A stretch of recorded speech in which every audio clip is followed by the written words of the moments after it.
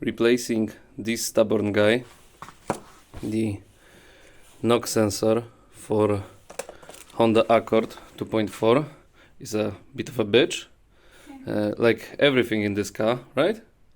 Yeah.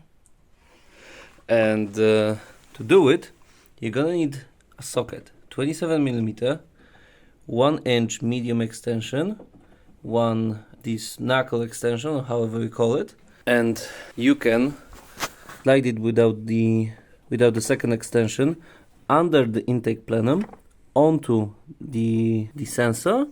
Yeah, this way you can see it a bit more clearly. A 27 socket, a new sensor. I'm just screwing it in.